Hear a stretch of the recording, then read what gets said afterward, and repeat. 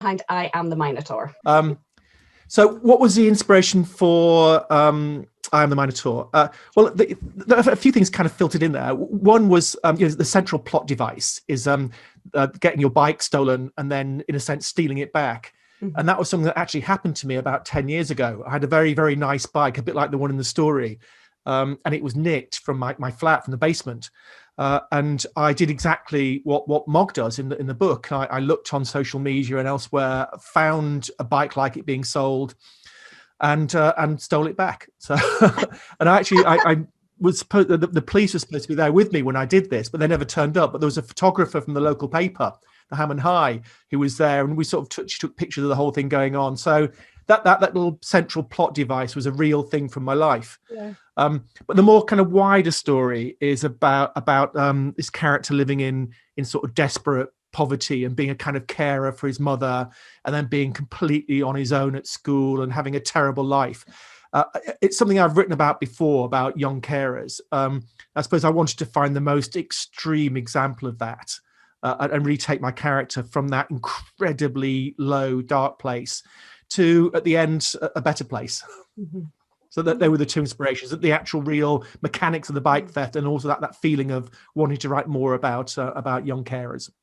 It's a theme that really, I think, will resonate as well with kids today, a lot of kids, and I think it's great to sort of to show different ways of life and different experiences and validate them.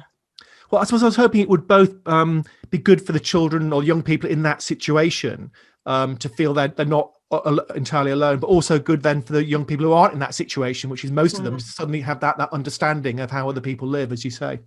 Yeah, that sympathy for actually someone who's in your school who you might not have connected with, but that might be for very particular reasons, and it just to help understand, doesn't it, and sort of grows understanding. Yeah. So when you were at school, which group do you think you would say you identified with the most? Yeah. Golden Gang or the Library Geeks or someone else? Someone else, yeah. Well, my school was very different because Mog School is a good school. It's a kind of school where although it's a state school, the kind of state school that parents really move house to get their kids into. And my school was very different. I went to a school in Leeds. And it was notoriously the toughest school in the whole of Leeds, toughest state school. It was in the middle of a terrible sink estate. And as well, if you got expelled from other state schools in Leeds or any Catholic schools, you got expelled to my school. So at a very, very different kind of feel. There's none of the kind of hardcore physical bullying at Mog School, but there was at mine. It was a very violent, sort of intense place. And at my school, so there were the different gangs were the really tough, hard kids from the local estate. Then there were a few geeks. And then there was a kind of quite a big sporty element, because the one thing that my school didn't suck at was sport. We had a really good football team. And I was, I suppose, kind of one of the geeks, but also I was good at sport. So I kind of spanned those two universes, and that fact that I was good at sport kind of saved my school life. I actually had a great time at school, even though it was this violent, dangerous, in many ways dark place. Because I was good at sport, I didn't get bullied. No, there were definite groups in my school, but they weren't like the groups in Mog School, because it's a different kind of a school, different period. Yeah. What is it about the Greek legend of the Minotaur that intrigued you enough to use it in the book's title? It's an interesting question, that, because, well, the original Greek Minotaur myth, the Minotaur is a totally brutal, savage creature. There's no sympathy for the Minotaur in the ancient world. He's both monstrous physically and also dangerous. He eats you. He's a man-eater, literally.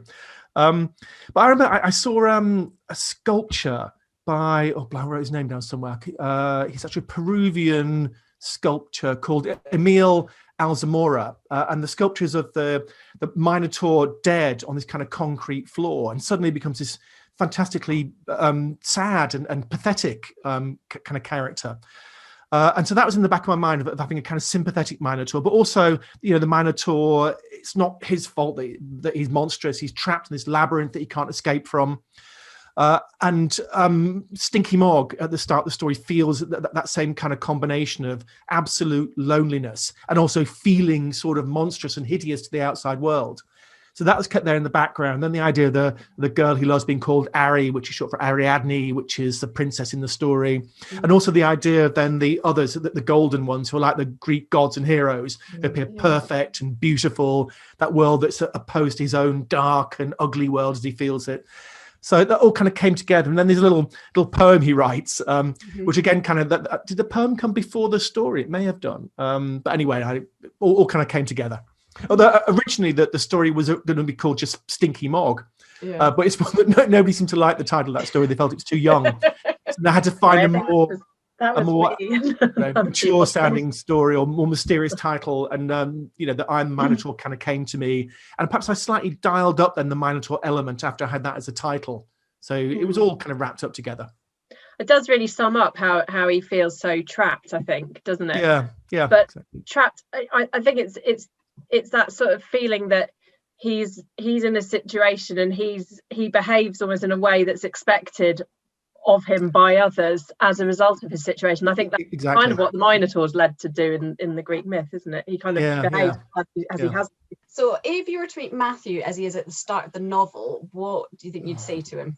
That's so hard, because I suppose in a way he's in a point almost beyond advice.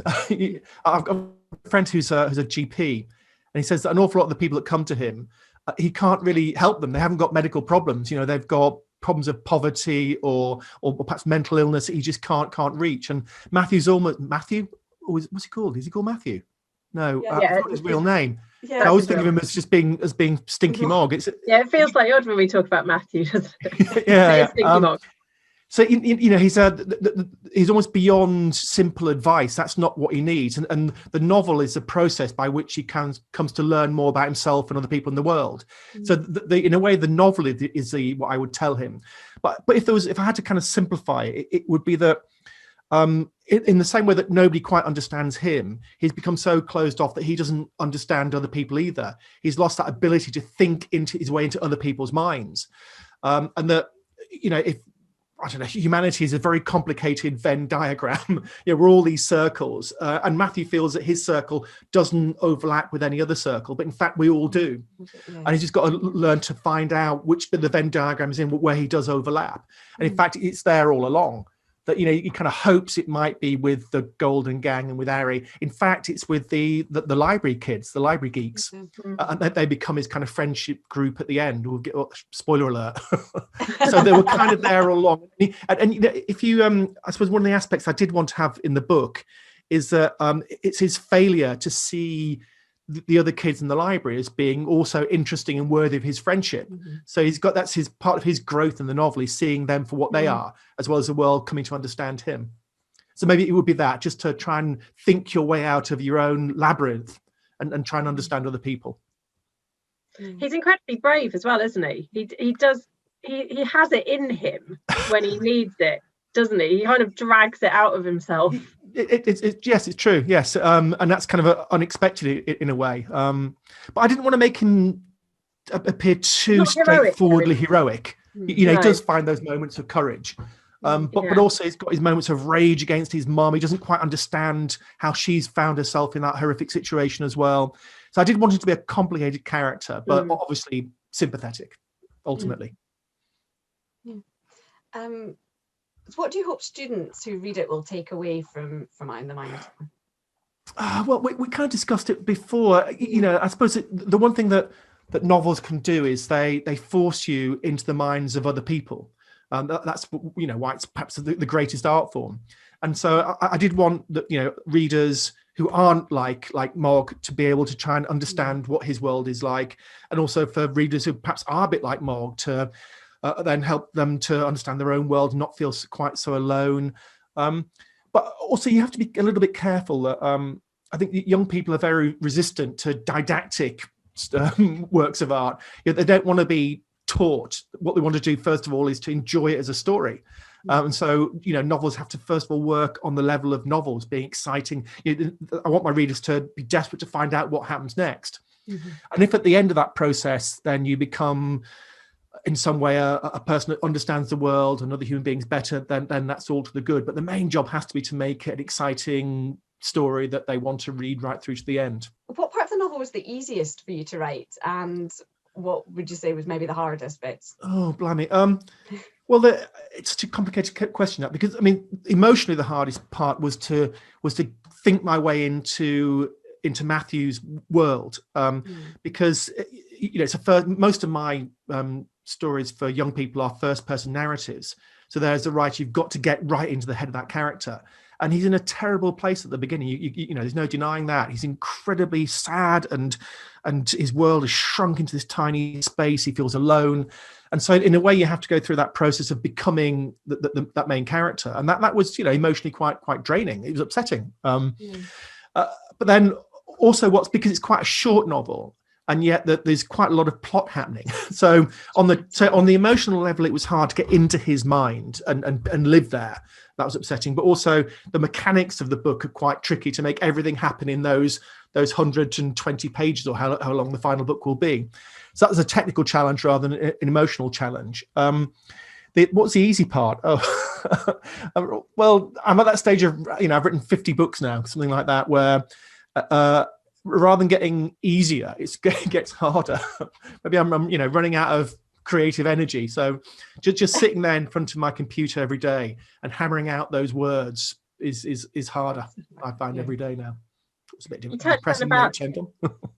You touched on about the idea of first person narrative, and how you like to get into the head of that person. Do you think the book would have the same sort of power? Is that the power of the book, because you're sort of seeing it through Stinky Mog's eyes, through his sort of narrow kind of view of the world? You don't have that omniscient sense of other things going on. I hope so, because I mean, right at the beginning, it kind of begins as sort of third person narrative. So it's Matthew talking about Stinky Mog as if he was another person, and then you kind of said, no, I can't go on with this. It's me. But I do think that first-person narratives work particularly well for young people, because it just takes you right into that moment. You feel it, you experience those experiences with the narrator. Although I think I actually mainly do it more from the writer's point of view than from the reader's point of view, because I don't think I could write a novel for young people in the third person. I have to, as soon as I become third person, I'm an adult writer, writing not down, but across to young people. But when I get into the head of a young person, then and write from that perspective, I'm automatically on the same level, and so I'm forced to use broadly the kind of language that they would use, and just for me, it's a much more organic process. So I could happily write a third person novel from an adult perspective for adults, but for young people, I've got to be in their mind doing that first person thing.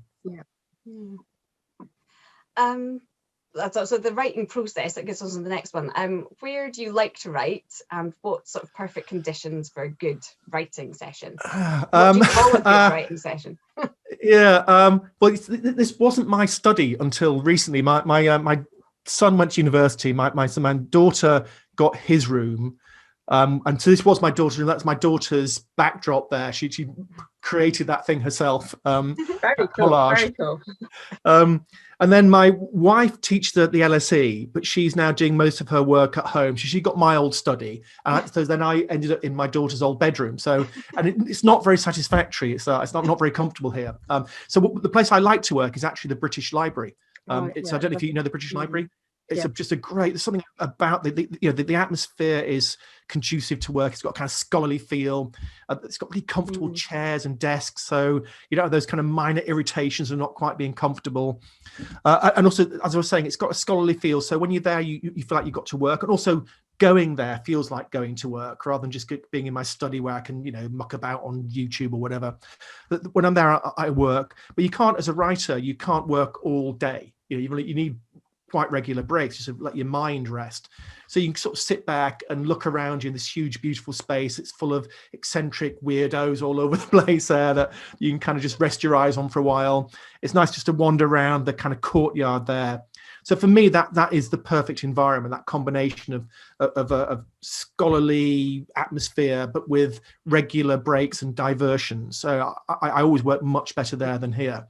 But in the lockdown, it's been a nightmare. It was closed for a long time, and now you can only go for, I think, twice a week for 3 hours at a time. It takes me 3 hours just to get going. So I've actually joined as a different library now called the London Library, which is a weird little kind of private library in St James's Square. It's ancient sort of Dickensian rickety building with endless floors and weird passageways. And it's not comfortable like the British Library. It's more kind of almost more stimulating. There's always, again, something strange to see. I'm always getting lost in there. Do you know the London Library at all? Have you ever been there? Google it. It's genuinely a fascinating, intriguing place. And, I've been going there regularly for a couple of months now. And every day I get lost in these winding stacks of books. It's just and it's quite TARDIS-like as well. It's a kind of London townhouse. It's quite small from the outside. When you're on the inside, you never get to the end of it. Yeah. So that's I quite like working there as well. But it's more that thing, I think, of leaving your home and going to work. And once I'm there, I think I've got to work now and do my 1,000 words or 2,000 words a day. How long do you write for? How long is a writing session for you? Well, I always used to just do it by number of words. I would always write 1,000 words, and that might take me a couple of hours, or it might take me 8 hours. Now I'm not quite so productive anymore. Actually, recently I've been doing a couple of 1,000 words a day on a new book I'm working on.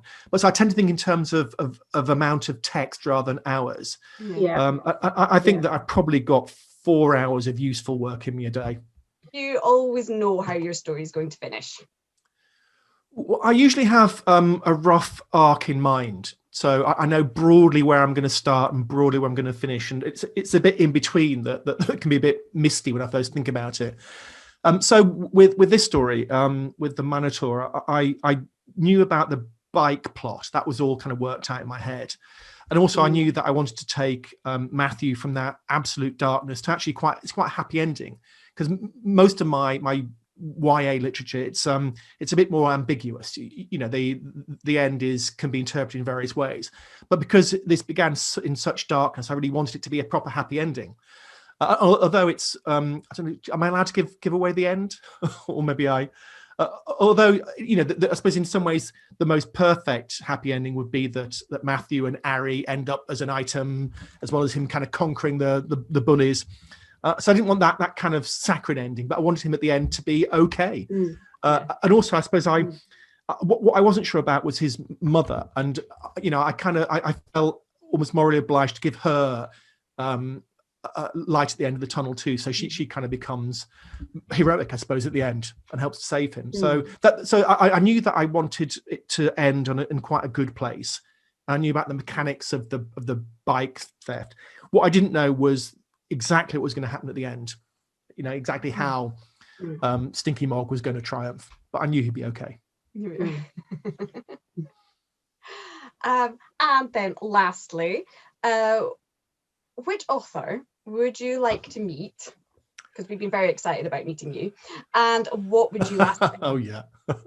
And what would I ask him or her? What would you ask them?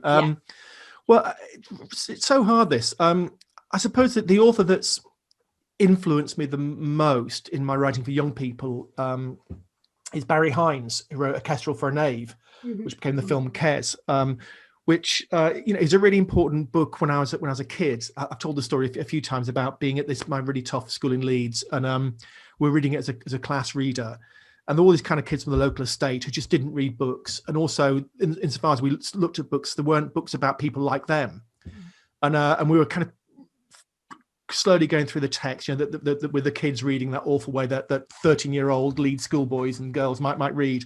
And there's one boy reading through the text, and suddenly he put his hand up and said, Miss, it's us. And he kind of recognized people like him in that book.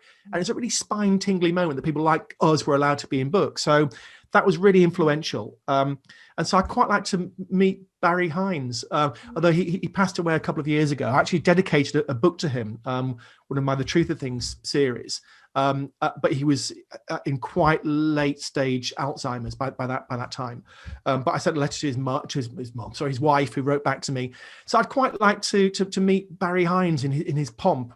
And I suppose in terms of an actual question, I don't think I'd have a question, because I don't think writing is the kind of thing that you can or transmit in a question and answer kind of form. There aren't simple questions or simple answers. You just got to live the life and do it. I'd like to spend some time with him, go down the pub, have a drink, swap stories, which is what writers, I suppose, ultimately do. You know, we all competitively try and outdo each other in our anecdotes.